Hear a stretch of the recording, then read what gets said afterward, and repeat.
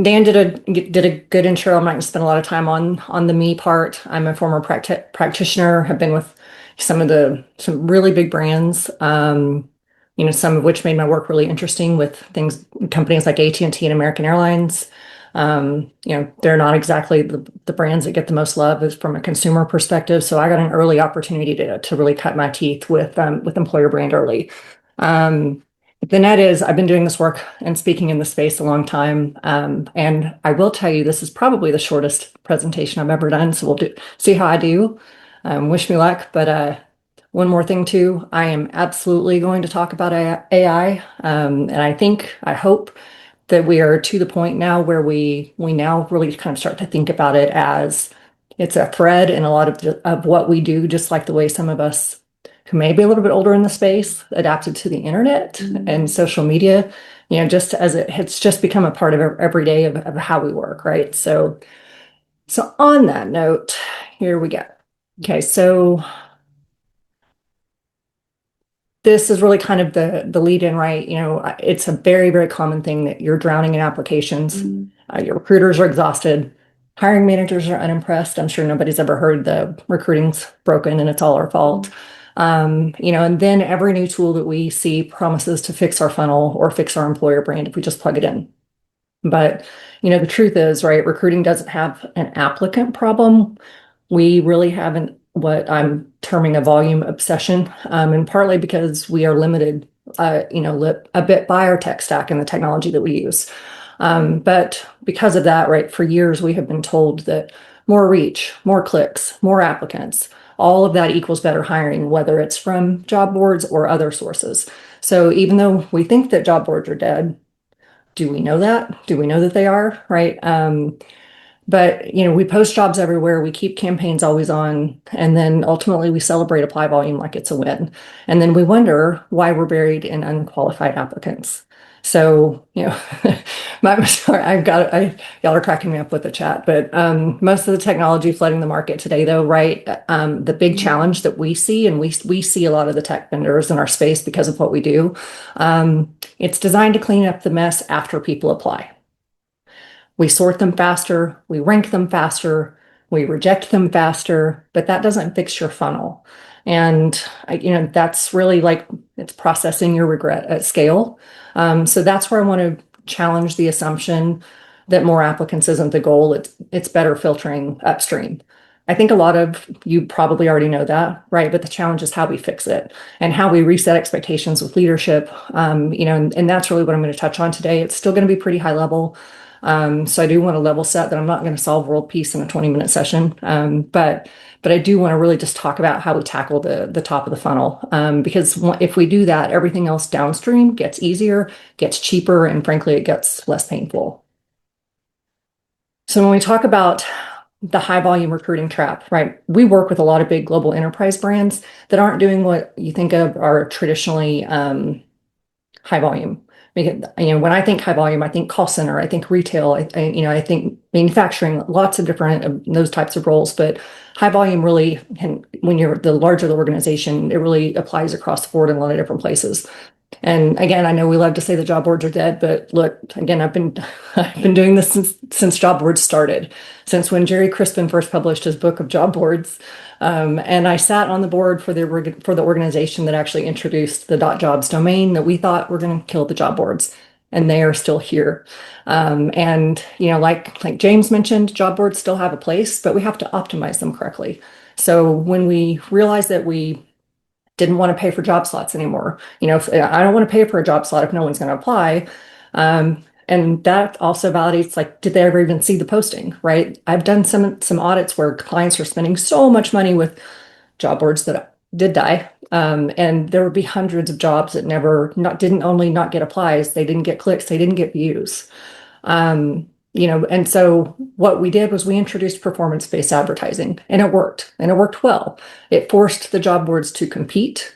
It forced them, and basically, I guess I already alluded to this, right? The ones that didn't win, they did die. But because click-based buying solved that problem of paying for slots and no views, this is where, it ultimately and this is the big but, it incentivized the wrong behavior by rewarding volume. And ultimately, with all of the AI tools on the market, sorting faster may help weed through the volume, but we know even that's not working for many of us because how many of our recruiters fully trust the AI and still want to see every application? The real challenge is just, again, we're not fixing the AI cleaning up after does not fix buying the wrong traffic. So the economics we don't talk about. So I just want to walk through practically thinking about a typical sponsored job post on Indeed or programmatic.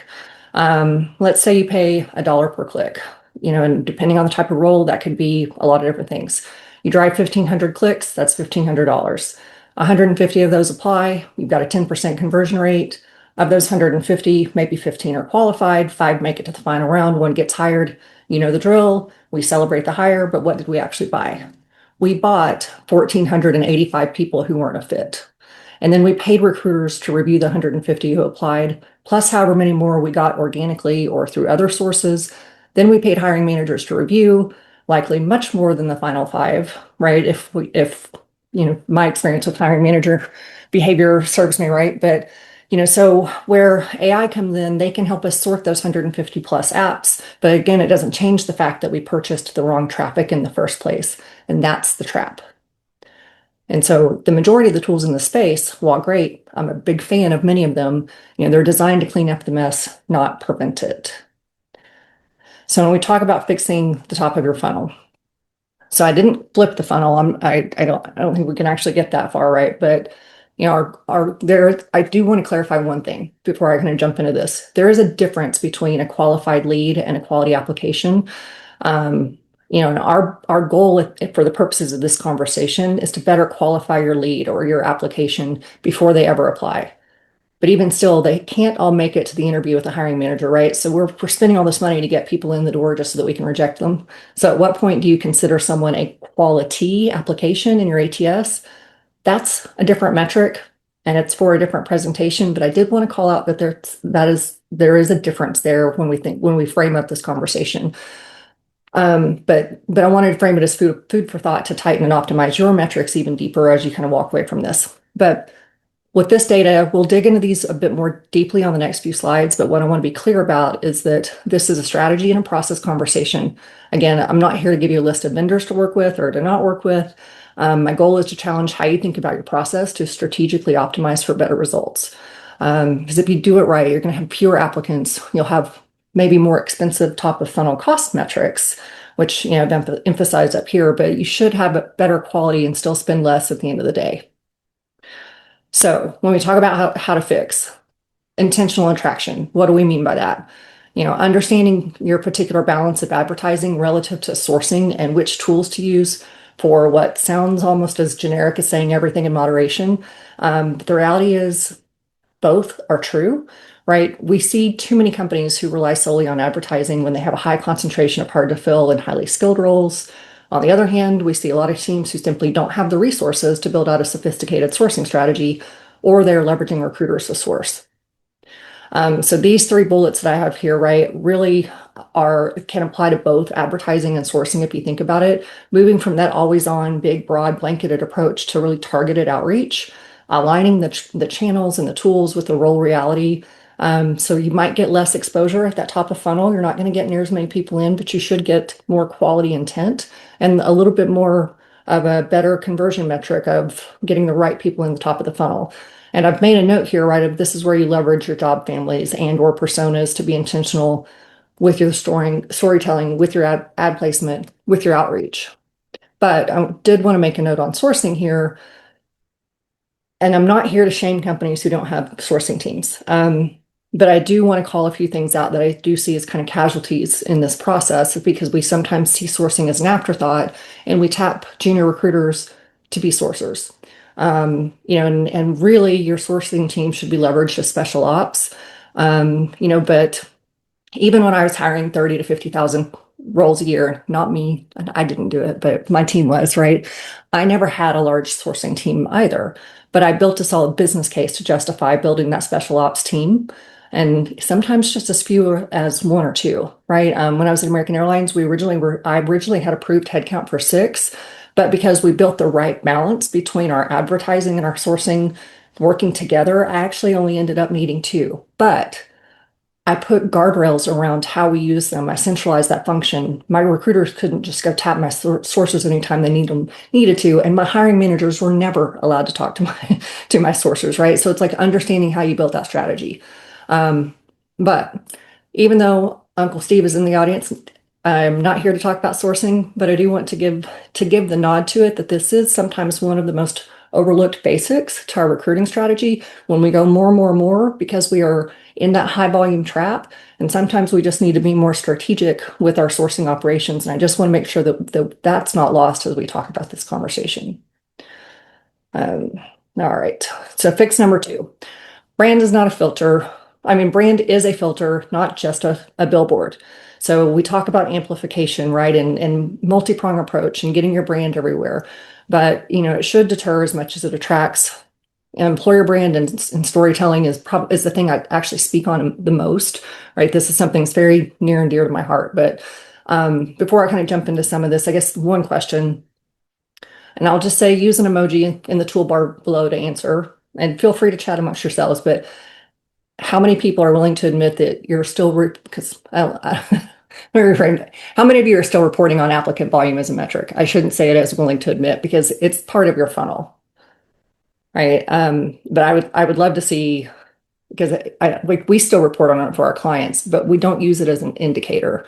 When we think about the right storytelling, it makes it easier for the wrong people to self-select out and to really set those clear expectations, right? It helps you determine what friction to introduce. And contrary to what a lot of marketing teams will tell you, it's not a big sales pitch for how great your company is, right? You have to tell a story that answers the what's in it for me to work here as a job seeker. And that includes telling them what I call the good, the bad, and the uniquely you. And a lot of times that's the not so sexy stuff, or the ick, right? Which I know Abby's on the call. She actually referenced one of my videos from 10 years ago about the ick of working on the ramp at American Airlines. We actually had her team come out and film videos in the nasty, rainy, cold, sleety weather in Chicago to show people what the reality was of throwing bags on a ramp in an airline was. It's not a fun job. It has high turnover. If we can get people to overcome that and to know that and say, yeah, I still want that job, man, that's killer. That gets you across the line a lot quicker, and you don't have nearly as much turnover. So clear expectations, knowing how to leverage that as good friction. The other thing is when we talk about the WIFM, the what's in it for me, it's not universal. And that is not the point. And that is the point, because the employer of choice is a lie we tell ourselves. And I'm sorry, hopefully I'm not hurting anybody's feelings with that, but the only reason I say that is because no one can be an employer of choice for every role, for every persona, or for every stage of their career. And for exactly the same reason I said on using the ramp agent role, not everybody's going to love that job. Some people are going to dig it, right? So you've got to find those people and be the employer of choice for them. The other piece that I mentioned earlier, in the slide about the sourcing is personas. A lot of times personas get built really just for the purposes of feeding ad targeting, and they really should exist, to help shape your narrative emphasis, and then also to decide what not to say.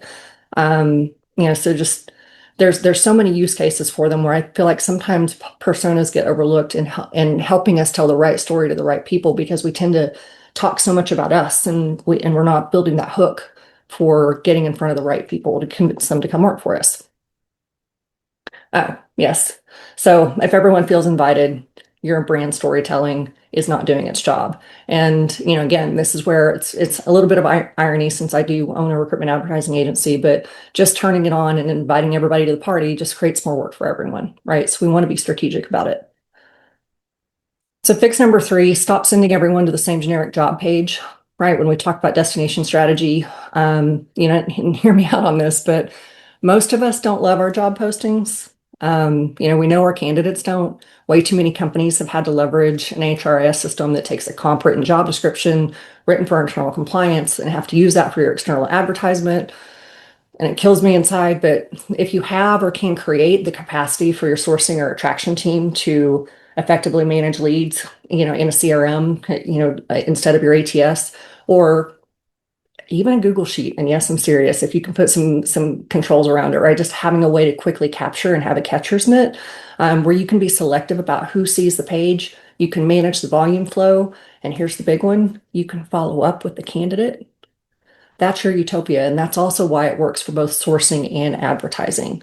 If you can't do that, right, you can still use, like, if you can do a filtered job search, embed a filtered job search link into a landing page. This still tells a very targeted story that's still a better candidate experience than just turning on the open light and whistling to the masses with our default post and pray strategy that invites everybody in, right? Be targeted, be strategic, use those landing pages. I saw one of the comments earlier about 99 landing pages. Like, I don't know that we all need to go to that extreme, but if you can leverage your landing pages appropriately, categorically, with your personas and how you do your ad targeting and your sourcing, you can get a lot more curated with getting the quality talent in the top of the funnel, where you aren't wasting those dollars to have to pay by the click.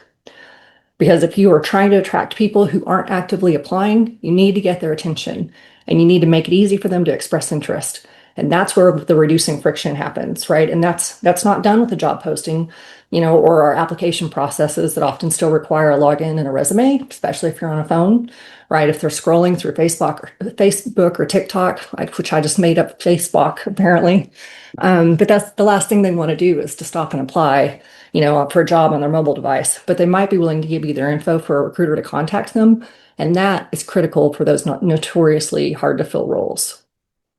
And again, the result here is that you aren't inviting everybody to apply. And then you can spend that money more wisely on the brand awareness, and for the passive talent to drive interest or conversion, instead of wasting budget on that always on strategy.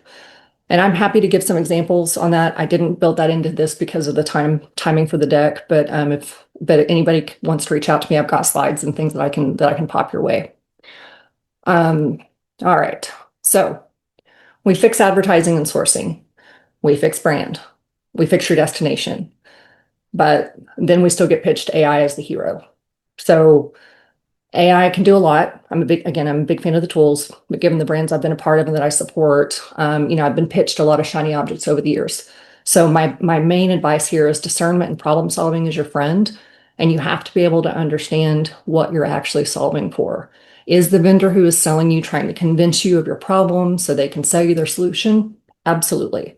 Right. So we have to be very careful that we don't get excited about the sexy tools for sexy sake, and that we have done the work to determine what our real problem is. And then we look to find the tools that can support that. So this is where we have a little bit of an AI reality check. AI is not the villain, but it's not necessarily the savior either. What it is doing primarily right now is optimizing the back half of the funnel. It's sorting and filtering, ranking, scheduling, redirecting. It does build in some efficiency. Rachel, I didn't catch that it was your 90 plus landing pages, but AI doesn't fix what you already bought, and that's traffic. It doesn't fix the recruiting costs, and it doesn't fix for the upstream intent. And so the reality is your efficiency doesn't necessarily equal effectiveness. So, again, some AI models are fantastic at sorting and redirecting, but if it's at the career site layer that they apply, you've likely already paid for the click, right? But the good news is there are emerging models that are flipping the script, and they are starting to charge for qualified outcomes instead of clicks, which is why I said earlier, there is a difference in a qualified outcome as opposed to a quality apply mid-funnel. But going back to our math example from earlier, if we can change that metric from a CPC to a CPA, and say we get a CPA of $10 and apply, that can be really scary if you're not used to seeing numbers. It might be $20 and apply. But using that same math, say you get 1,500 clicks again, 150 applies, 15 qualified, you're still paying the same amount of $1,500, but you know that you're paying for people that actually applied and that you have put some controls and some boundaries around. For some of my clients, and no, they are not paying a dollar per what I'm about to say. But I had one recently that I just went and just looked at one that we did an annual business review for, and they had 6 million clicks last year. Like they're not paying $6 million a click or for their clicks, right? Obviously, a lot of that's organic traffic and other sources as well. But when you think about that, if we flip that funnel, you could get 6,000 clicks, but still only get that 150 apply. You're still going to have a much tighter metric and control over what you're paying for. Um, so now this one is where Rachel teed me up really nicely for this. I'm going to get this really, really high level.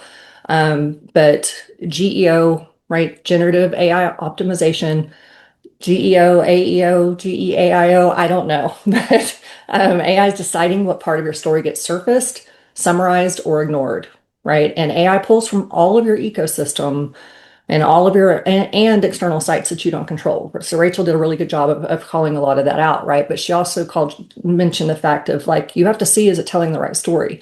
So when you think about that ecosystem, I mentioned in a comment to hers, right, that your career site is an authority, but it's also AI also sees it as biased. So you've also got job postings that she mentioned. You've got employer profiles, you've got social content, review responses, Reddit, anywhere it can pull content, it's going to do it. And it's going to do it from third-party sites that have an open ecosystem. What does that mean? It means Reddit. It doesn't mean LinkedIn. All the content all day long on LinkedIn as of right now, isn't really being surfaced or picked up. Reddit is. That's why it's got so much more credibility for AI. But what that means is that upstream clarity matters even more. And I don't know, I need to run through this, right? So I think the big thing is employer brand used to be about controlling the message. Now it's about training the ecosystem. Precision matters. And again, Rachel did a good job of driving that home. So this is just a quick summary of kind of what it rewards and what it punishes. And the big thing is saying things like employees are our greatest asset. You can't say it if it's not true. If there's nothing to back it up, and if it's only your company saying it because you said so, AI is going to punish you for that. Our employees are our greatest asset. All of that stuff, our goal is for precision over advertising for volume. So what do we do now? I'll wrap this up. We really are just trying to get smarter about our filter and pay for outcomes that matter, understanding that more applicants don't equal better hiring. We're going to adjust the framework, intentional reach, understanding the GEO storytelling, and really getting to those quality-based economics. So last slide, let me leave you with, just, I think this is kind of an understood, but we just need to quit celebrating apply volume, measure, the right qualified pipeline ratios. And then lastly, I'll throw this up just if anybody wants to grab this. And again, I know you're going to be able to get the slides after this. So this QR code on the right, it's actually just a one pager I did in one of my recent sessions that does give you a quick little worksheet for AI storytelling.